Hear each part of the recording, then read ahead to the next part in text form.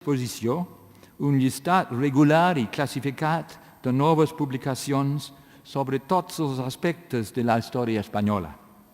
L'índice fou una gran empresa de col·laboració, gestionada centralment per en Vicenç, qui va buscar l'ajut d'especialistes de tot el món.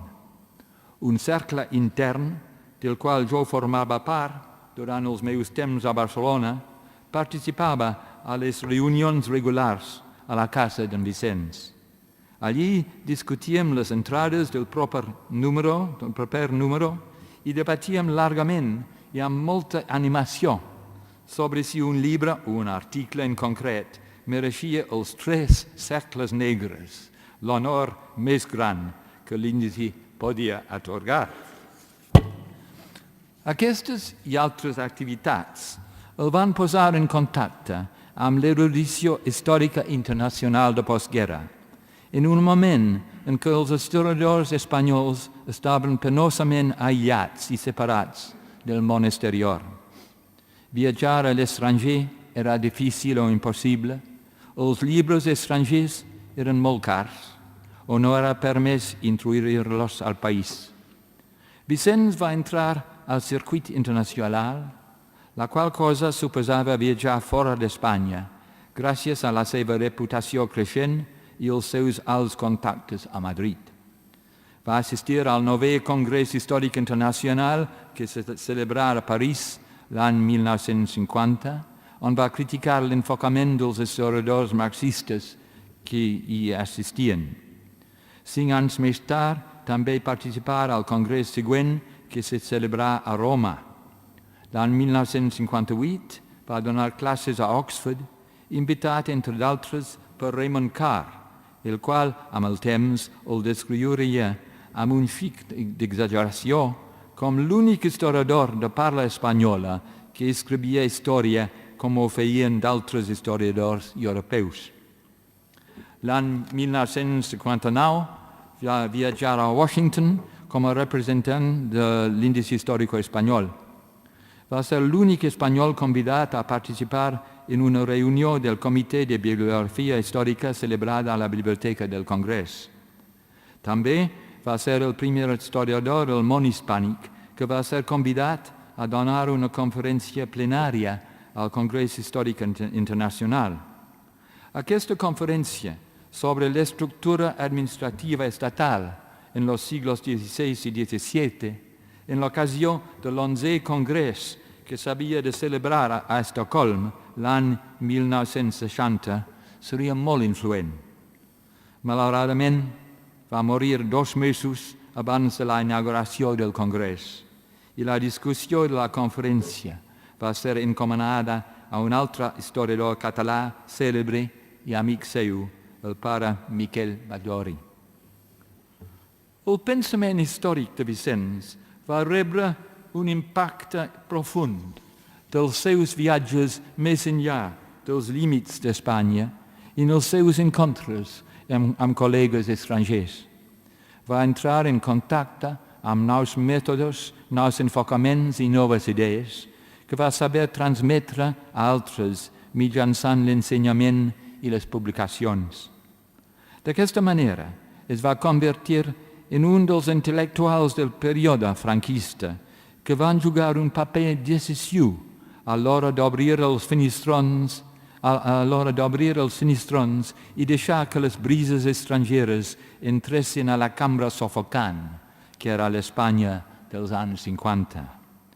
En fer-ho, va ajudar a transformar Espanya, però durant aquest procés també es va transformar ell mateix. Va adaptar el seu paper de transformador amb fruïció. Crec que s'ajustava al seu caràcter com un guant. De tota manera, no va ser fins a finals dels anys 40 i a principis dels 50 que va disposar de l'estatus acadèmic i de l'equipament històric i intel·lectual necessaris per a fer el que volia. La combinació del seu nomenament a l'Universitat de Barcelona amb la seva exposició a influències externes, el van permetre embarcar-se durant els darrers anys de la seva vida en la missió que veia particularment com a pròpia, portar a Catalunya i de retruc a tot Espanya al món modern. De jove s'havia format principalment com a historiador en la tradició positivista. Es va submergir en els documents, concretament relacionats amb la Catalunya del segle XV, i es va fer servir per a produir relats narratius i descriptius sobre els esdeveniments que estudiava. En la seva obra històrica va ser essencial aquesta preocupació que l'acompanyaria tota la seva vida per les fonts originals i per les proves documentals més properes. Quan va decidir especialitzar-se en la història catalana del segle XV, va escollir un període difícil i controvertit del passat nacional, marcat per l'arribada d'una dinastia castellana, revoltes civils i l'etapa inicial del que semblava en retrospectiva el principi de 3 segles aproximadament de decadència política i econòmica.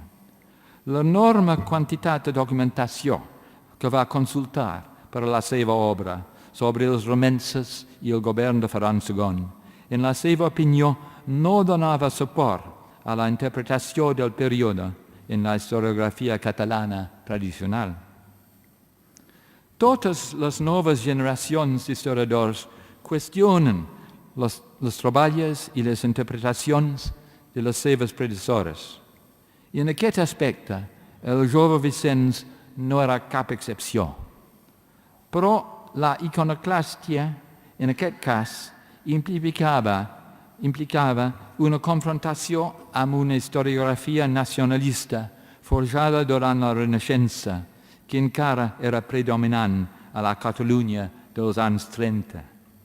A mesura que es va veure involucrat en controvèrsies històriques, Vicens va qualificar d'una manera massa espontània tots els defensors d'aquesta tradició historiogràfica d'historiadors romàntics que oferien una visió deformada del passat nacional. De fet, la classificació generalitzada de romàntic ignorava les variacions dintre de la historiografia tradicional i passava per alt l'evolució que va experimentar. Ferran Soldevila, en concret, era un historiador molt més professional que molts dels seus predecessors d'aquella tradició.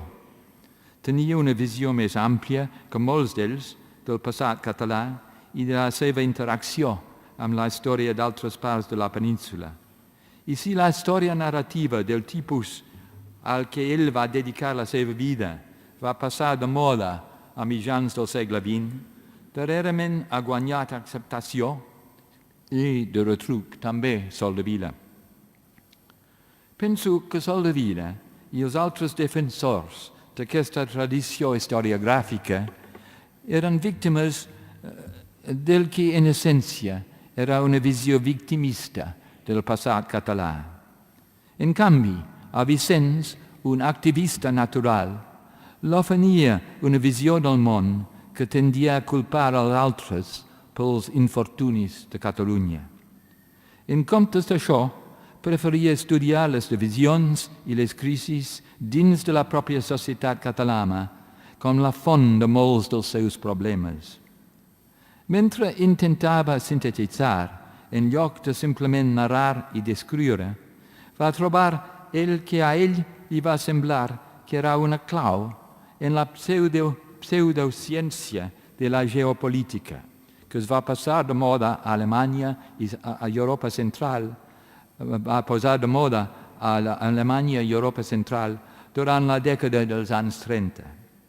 Va combinar el determinisme geogràfic resultant que apuntava a la imaginació de Catalunya en una època d'expansió a través de l'Atlàntic, amb les lleis del desenvolupament històric igualment dubtoses defensades per llavors famós historiador britànic Arnold Toynbee, qui veia la història de les civilitzacions com a una sèrie de reptes als quals les societats responien o no responien. Fins a un cert punt, això va salvar en Vicens